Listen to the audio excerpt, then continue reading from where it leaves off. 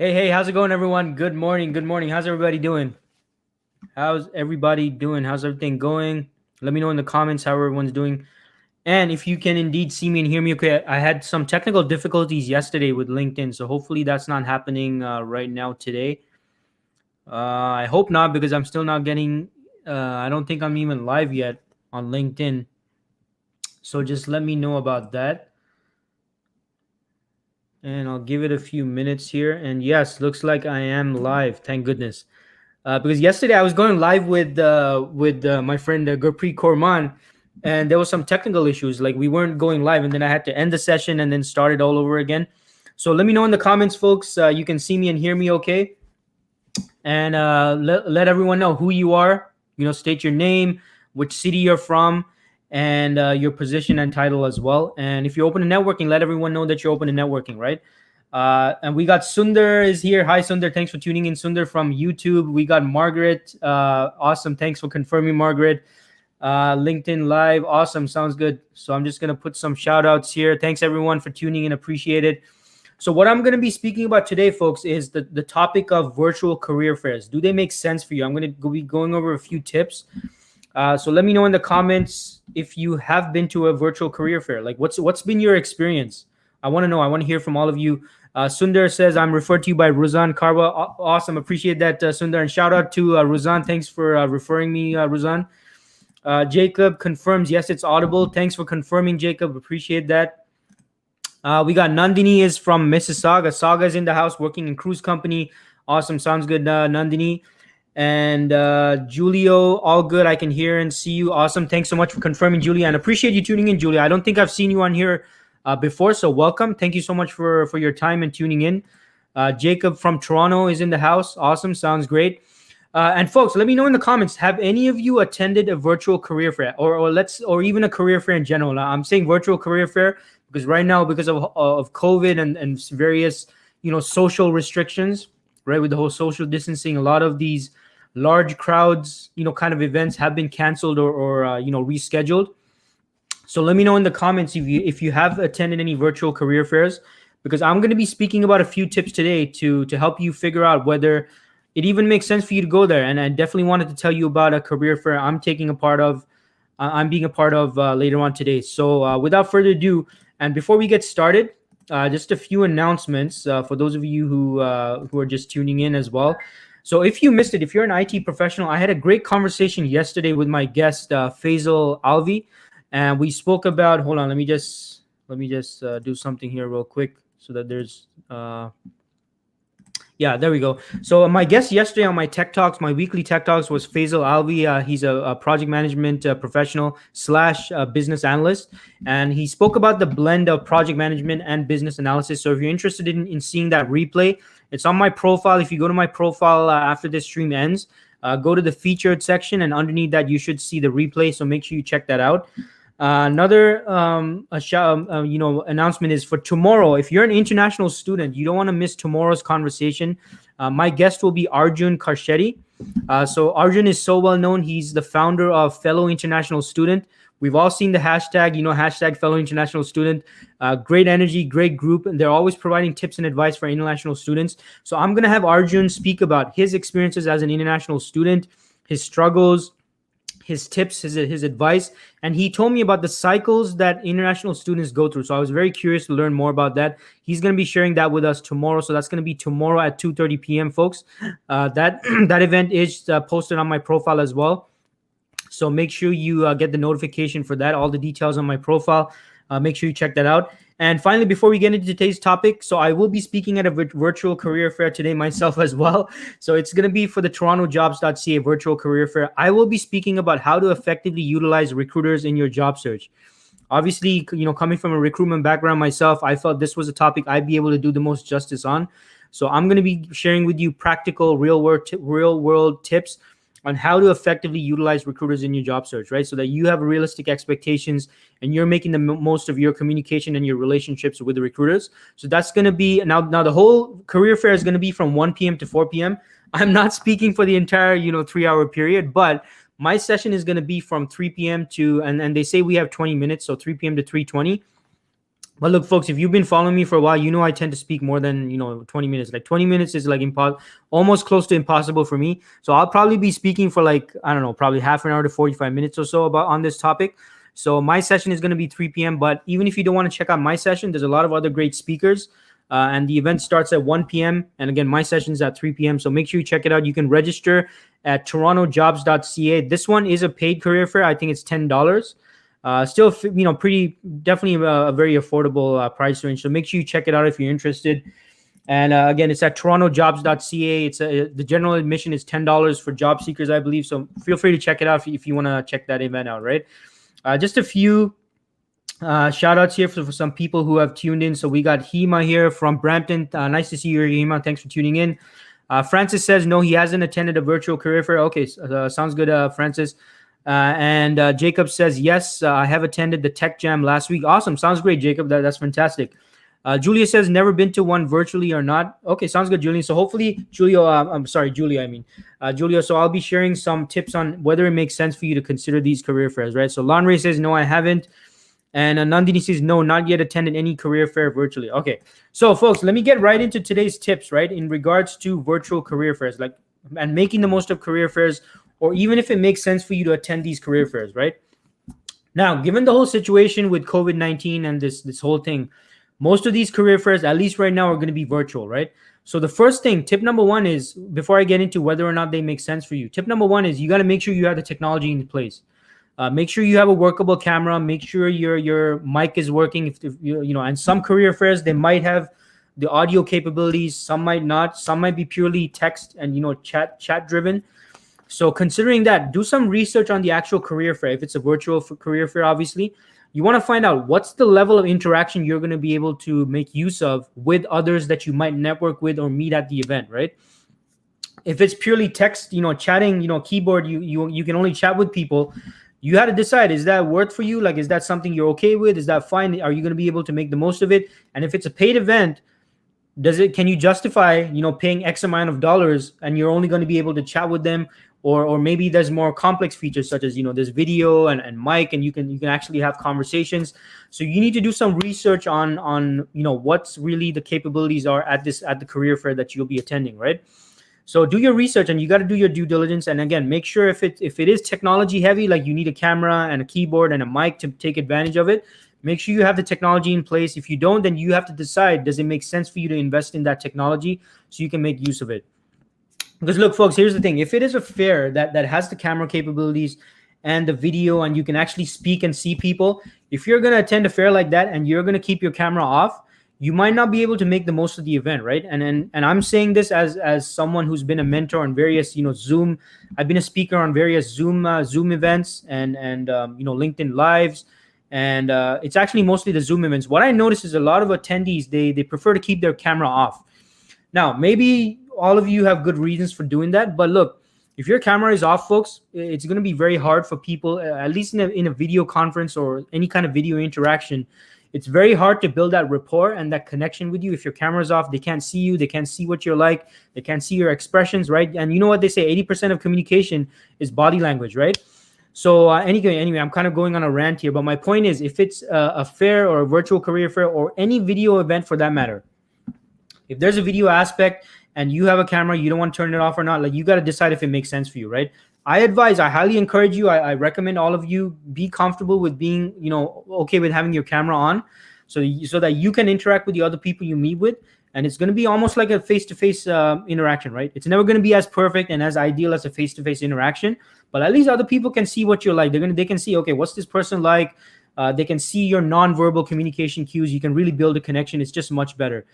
So just keep that in mind, right? If it is a career fair that has that video capability, or any kind of even if you're attending a Zoom event, right, where there's going to be speakers there and there's going to be networking. So I know for a lot of us that might take a little bit of courage, but I encourage you to build up that courage. Be okay with turning your camera on and interacting with the people that you're meeting with, right? So that being put aside, the technology aspects aside, tip number one, folks, you need to attend the right career fairs, right?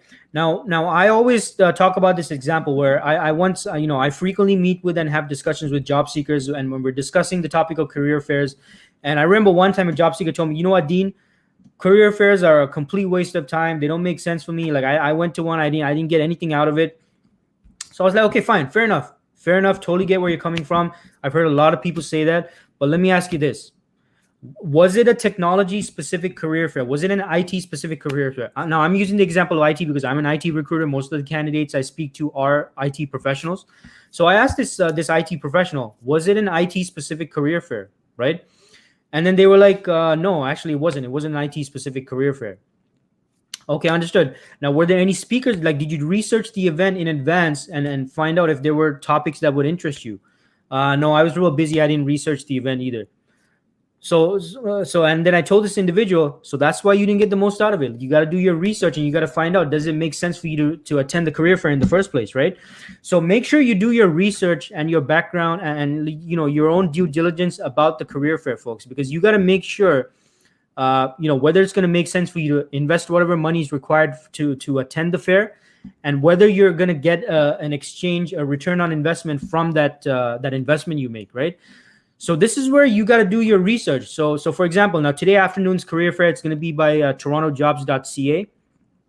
I encourage all of you, check out the website, go to TorontoJobs.ca, do some research. I think it's still open. Like the event starts at 1, and I'm pretty sure that it's still open for people who want to register.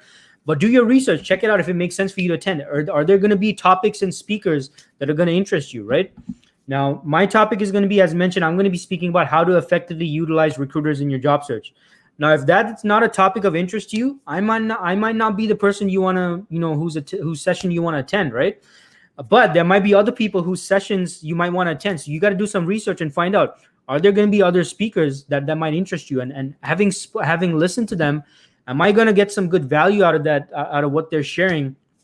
And am I going to be learning something new out of attending the career fair, and listening to what they have to say? So this is where you got to do some research, folks, right? And the next thing is, and it kind of connects with what I've already spoken about, is you got to research the exhibitors and the attendees as well. So who's going to be sponsoring the event? Who are the exhibitors? And the reason why I'm saying this is important for you to research is, look, the people sponsoring the event and the people exhibiting there, they're investing money into being present there, right? And usually it's like, a couple of $100, maybe a couple of $1,000 that they're paying to be there. So they themselves want to get something out of this event, obviously.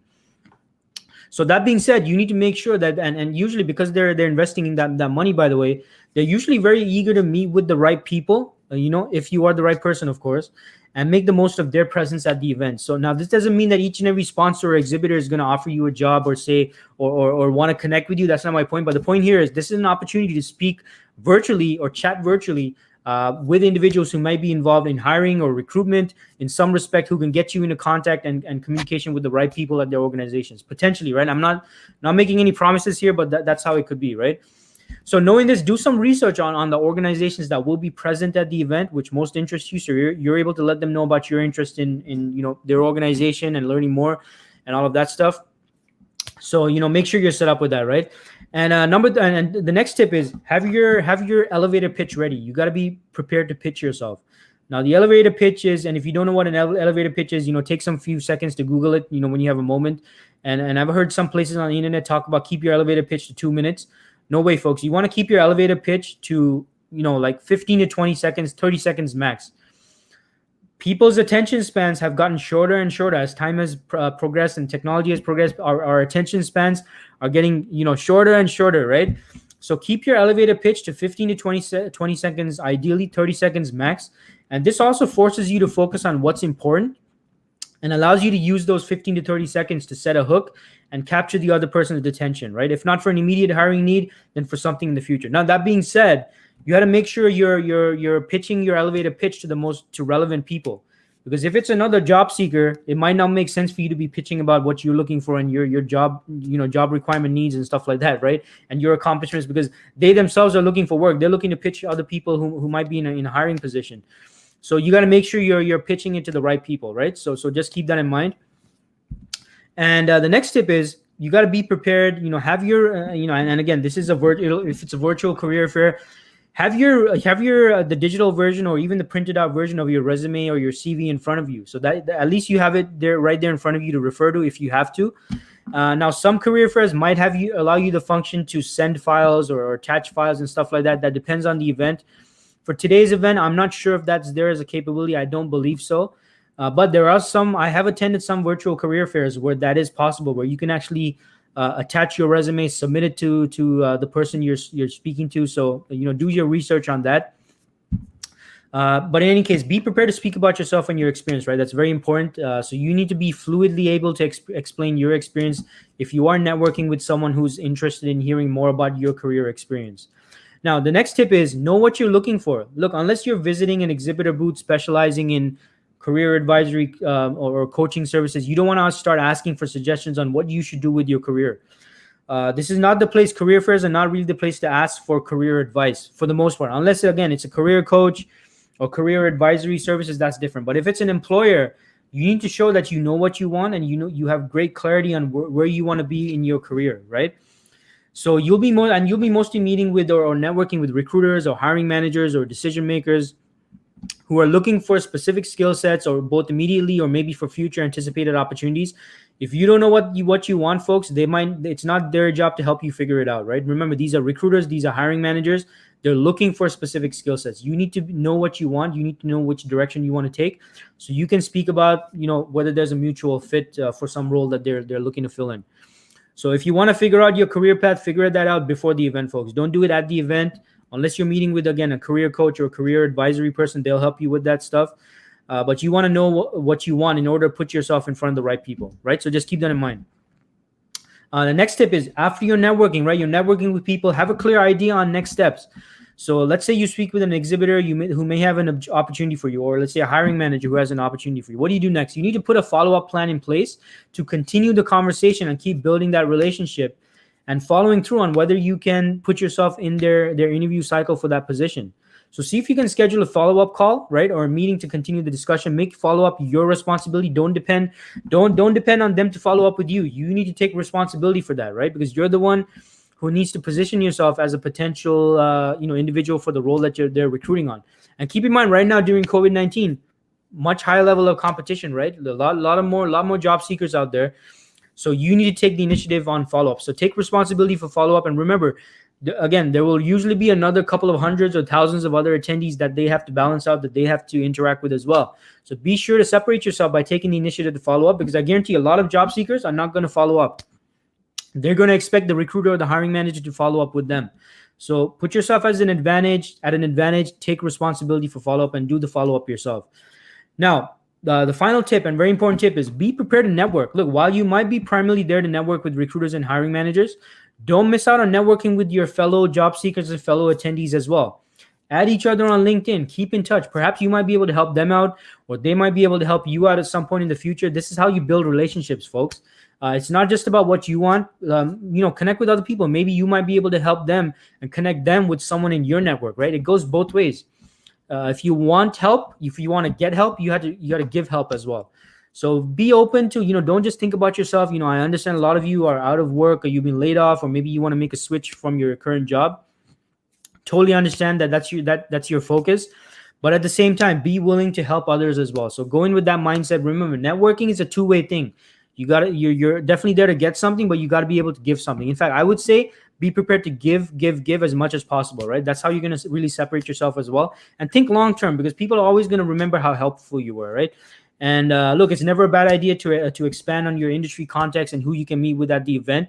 So make sure that you keep that in mind for when you're attending these events, right? So look, I hope those tips were helpful. And again, the virtual career fair taking place today is being organized by TorontoJobs.ca. So make sure you check them out, right? Make sure you check out the information there and figure out whether this career fair makes sense for you to attend. I'll put that banner on again for those of you who want to do some research. Again, folks, do your research. I don't want you to just go and spend money on something that doesn't make sense for you. So do your research, see who the speakers are, not just myself. There's other great, amazing speakers as well. Do your research, see who the speakers are, see if any of the sessions interest you, and see if any of the exhibitors there might be people you want to network with. And so do your research, do your due diligence. If it makes sense, definitely feel free to sign up. I think it's a great event. I have participated in this before as an exhibitor, but this is my first time being here as a speaker. So I'm really excited to share some great information. I will be speaking about how to effectively utilize recruiters in your job search. So if that's a topic would interest you, My particular session will be at 3 p.m., but this whole event is from 1 p.m. to 4 p.m. So if you're spending the $10 on this, you might be able to get some great value, but do your research, make sure it's the right event for you, and make sure you sign up. And if you want to find out how to effectively utilize recruiters, make sure you join my event. It's going to be at 3 p.m. I'm probably going to speak for about half an hour to 45 minutes or so. So, hope to see all of you there, and hope this information helped all of you figure out if it makes sense for you to consider virtual career fairs. Now, with that being said, I'm very much open to answering any questions you have. I see some shout outs here. We got Anusha from Toronto. Thanks for tuning in, Anusha. Appreciate that. Hi, Dean. Sundas. Hey, Sundas. Nice to see you here. Thanks so much for tuning in. Yeah, Sundas, I don't know why it doesn't show your name when I use this platform, but I really appreciate your support. Appreciate you tuning in, Sundas. Thanks for the shout out there. We got, let me see here. So Nandini, thanks for tuning in, Nandini. So Nandini has an out-of-topic question. If I want to shadow some professional, how to approach them? I want to become a Scrum Master and how to approach Scrum Master professional person. Any advice on this? I'm not into IT, but planning to complete the Scrum Master certification. May I know what certification is necessary after Scrum Master certification? Yeah, so this is a great question, Nandini. So Nandini, I'm not, let me see here. So I'm not sure. So it looks like you're not currently, I'm not sure if you're currently working, Nandini. But the best place to look for mentorship, folks, is where you're currently working.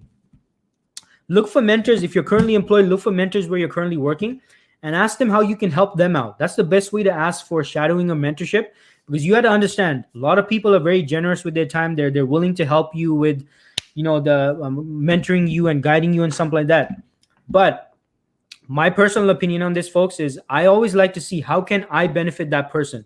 If I want something from you, folks, I'm Dean. If Dean wants something from you, Dean is going to find a way to find out how you can benefit from this exchange, because I see everything as an exchange. If I give something, if you give something to me, then I want to give something back to you. If I want something from you, then I got to give something back to you, right? There has to be an exchange. So what I would advise you to do, Nandini, is figure out a way where you can benefit this Scrum Master that you want to mentor you, or however it is. And the best way to do that is ask them, hey, is there anything I can help you out with? I know Scrum Masters are really busy. Is there something I can help you out with? And be willing to even put in extra time, Nandini, right? I know that might not be ideal for a lot of you, but look, if you're able to find out a way where you can benefit that person's time and where they're mentoring you or they're helping you out, but they're getting something out of it, that will be the ideal thing, right? And you know what? Sometimes, folks, what that person might be getting out of it is simply they just want to mentor someone. So if you can find someone who's really open to that mentorship, that would be ideal. So the only way to find that out, Nandini, is by asking them, right? Look, are you hey, so and so, you're I know that you're a Scrum Master at this organization. Are you currently opening to mentoring someone who's looking to get into a Scrum Master role? Just be upfront, be direct. See if you can do that. But ideally, Nandini, see if there's a way that you can benefit them as well in some way. Maybe by helping them out with something. Maybe you have some skill set that allows you to help them with some what's the term? Increased workload or something of that sort. So keep that in mind, right? So always keep that in mind and keep that in the back of your mind when you're doing it. See if there's a way you can mutually benefit. If not, there's a lot of mentorship programs, Nandini, where you can actually meet these mentors that are open to networking with people. So look out for those events on LinkedIn. I know that. So one of my previous guests is Meena Dalwani. She usually organizes these great mentorship programs and events. So see if you can maybe direct message Meena and see, because she does these mentorship programs pretty frequently.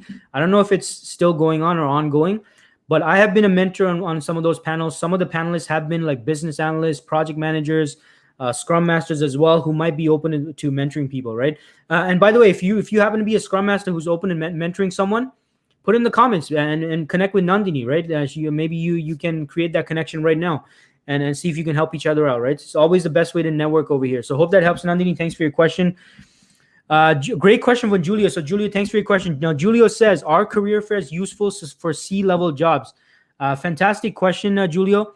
So Julio, this is where the research aspect comes into play, right? So what I would advise you to do, Julio, see if there are going to be session speakers, exhibitors, or attendees who might specialize in the executive space.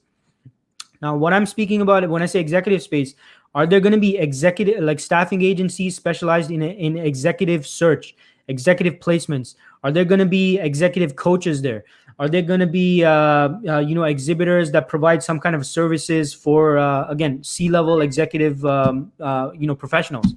So this is where you got to do that research, Julio, right? So make sure you do that research. If it doesn't, if there are no such individuals there, if you don't see any sessions that you might prove useful to, might not make sense for you, Julio, right? Because for the most part, it's going to be, if it's not specified as having people speaking to the C level, it's possible that most of the attendees are going to be anywhere from entry level to maybe senior level, but maybe not the C level. So that's where you got to do some research, Julio. So hope that helps. But again, folks, and this goes for all of you folks, make sure you do your research on the career fair.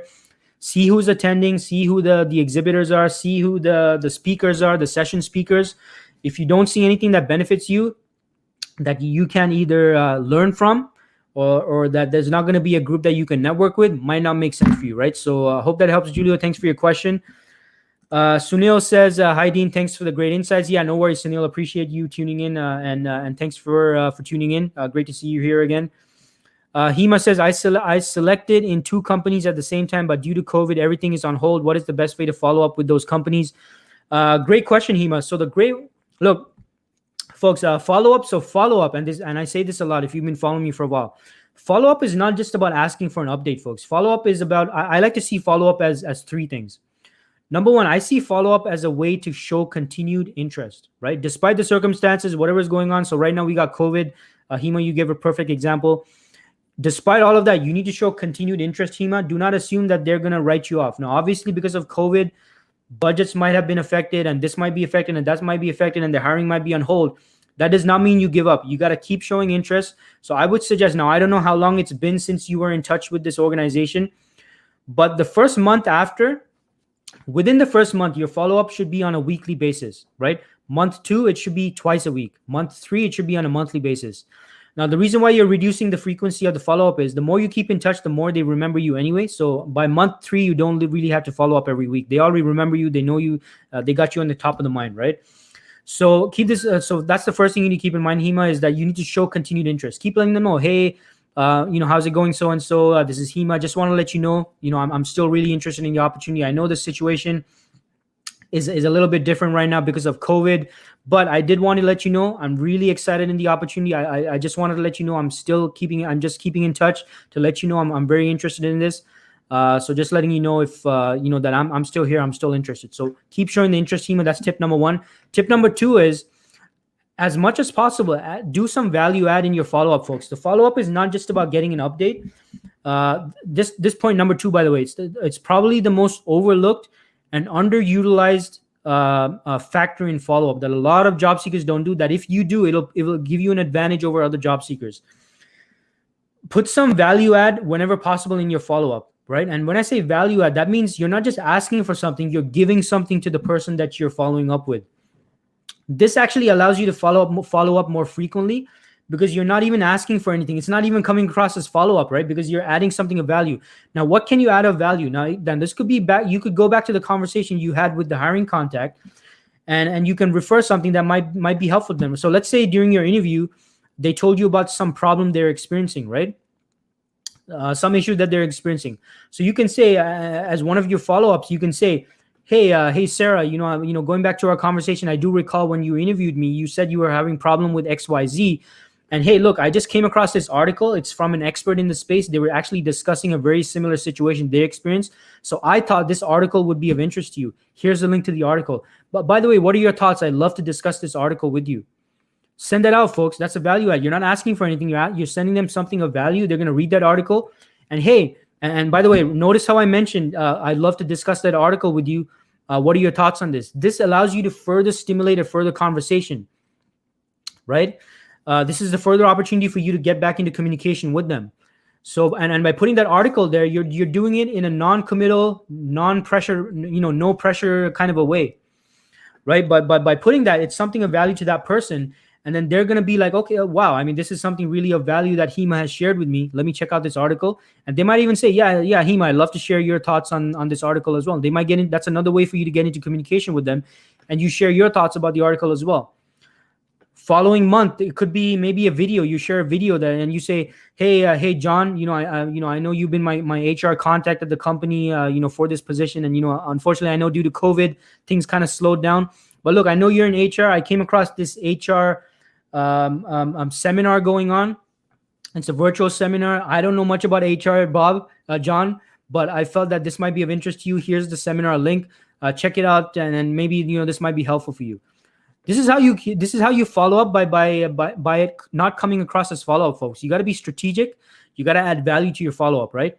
Which brings me to tip number 3. Tip number 3 in regards to follow up is I see the primary strategic function of follow up as not just getting an update and asking them, oh, have you made a decision, but to stay in communication, folks. This is tip number 3 regarding follow up. Extremely important. Make sure you write this down. If you don't pay attention to the other 2 tips, tip number 3 is the most important.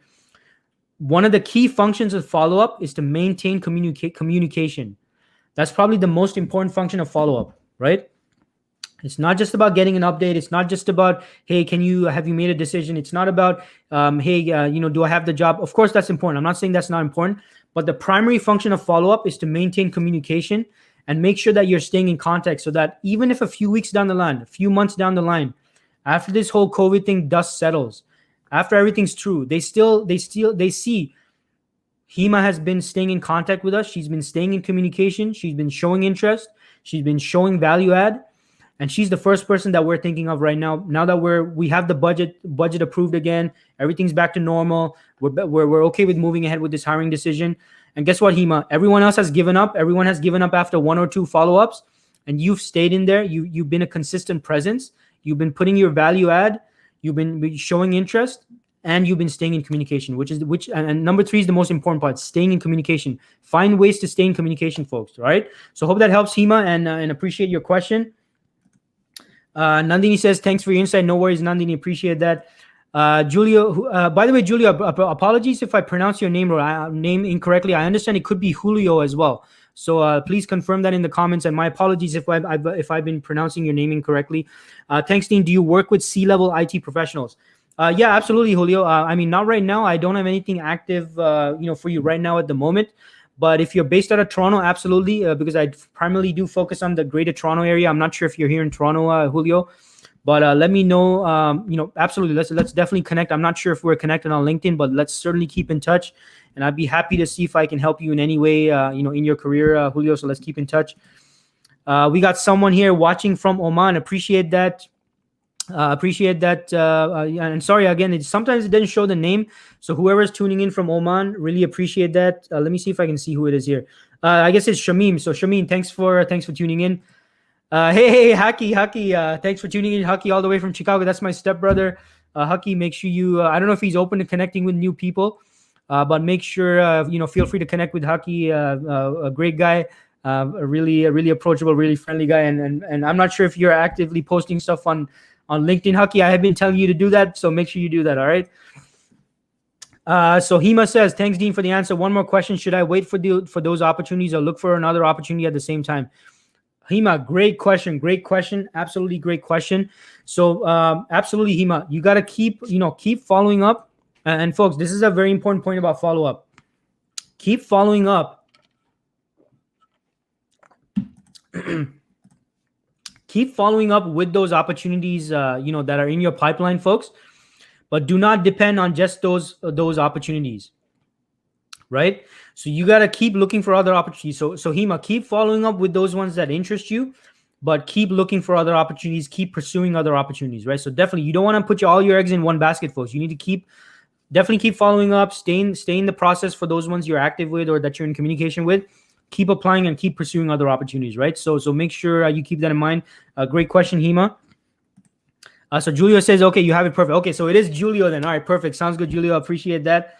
And Julio's based. Okay, Stony Creek. Awesome. Sounds great. I'll actually be passing through Stony Creek this week, probably on Sunday, Julio. I'm just doing a road trip to Niagara Falls. I'm gonna do the social distancing thing, but I love Niagara Falls, so I'm definitely gonna go drive down there just to at least see the falls, because that's usually a trip I love Niagara Falls. I love going there. Usually pass by Stony Creek. So I mean, if I happen to see you somewhere around there, I'll wave to you, Julio. But thanks so much. And Haki says, yes, experience was similar to chat roulette. All right. Okay. Sounds good, Haki. All right, folks. So thanks so much, everyone, for tuning in. I'm going to wrap this up. I do want to preserve my voice because I do have I am speaking at this virtual session today at again, my session's at 3 p.m. Julio says God's country. That's right, Julia. Exactly. Maria says, oh, hey, Maria, how's it going from Houston, Texas? Appreciate you tuning in, Maria. So, yeah, I'm going to wrap this up, folks. So wish me all the best. My session today is at 3 p.m. With TorontoJobs.ca. It's my first time being invited as a speaker to this event. So I feel really privileged, really excited. And just a shout out to all of you who continue to like my posts, share my posts, comment and engage with my posts. That's what allows me to be visible, folks. So, thank you so much. And you are a part of, my every success. Every time I'm invited as a speaker, a lot of the credit goes to all of you who helped me become visible by liking my post, by engaging my post. That exposes me to, your networks, and then other people see it and they say, hey, who's this guy, Dean? Then people reach out to me. They say, hey, Dean, can you speak on this and speak on that? So a lot of that is due to all of your support. So you are a part of this, and I really appreciate it. And again, I'll be speaking at the TorontoJobs.ca session this afternoon at 3 p.m. So thank you so much. All of you are part of that success. Thank you so much. Really appreciate that, and really appreciate all your support. I'll continue to put out these LinkedIn Lives. I'll be going LinkedIn Live this afternoon, 1 p.m. on Gurpreet Kaurman's. My friend Gurpreet Kaurman, she's doing a live segment at 1 p.m. So I'm going to be on her session. So if you're connected with her or if you're following her, make sure you check that out. I'll be answering all your job search questions. Tom says, good luck on your presentation. Really appreciate that, Tom. Thank you so much. Appreciate that. So look, thanks so much, folks. Everyone, have a great rest of the day. And again, if you're an international student, I have a special guest tomorrow on my LinkedIn Live. It's tomorrow at 2:30 p.m. If you know any international students, folks, make sure you let them know to follow me or connect with me. My guest is going to be, again, Arjun Khashedi. He recently organized a great linked online event for international students. There was 200 attendees. I had the privilege, again, of being actually the opening speaker at that event.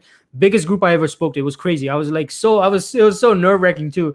But I pulled through it. But really appreciated that. So if you know any international students, if you're an international student, I'm going live tomorrow, folks. Tomorrow, Thursday, July 30th. At 2:30 p.m. with Arjun. He's going to be sharing the unique experiences of international students, sharing his tips and advice, that homesickness, balancing school and work, and the job search cycle, that stuff. Very interesting session. Tom says, too bad you're not in Vancouver. Yeah, Tom, you know what? I've never had the pleasure of visiting Vancouver. That's something I really want to do as soon as this COVID thing finishes. I'm gonna hop on a plane. I'm gonna get out there to Vancouver, Tom. I'm gonna meet you. I'm gonna shake your hand, Tom. But really appreciate you tuning in, Tom. Appreciate that. Maria says thanks for the insights. No worries, Maria. All right, folks. I'm rambling at this point, but thanks so much, everyone, for tuning in. Hope these tips for virtual career fairs was helpful. And look, I'm gonna keep supporting all of you with the job search tips and advice. Any particular topics you want me to cover, feel free to let me know and put in the comments. Thanks so much, everyone. Everyone have a wonderful day. Be safe and stay positive. Keep taking action. Keep taking action, folks. All right. So everyone have a good day. Thanks.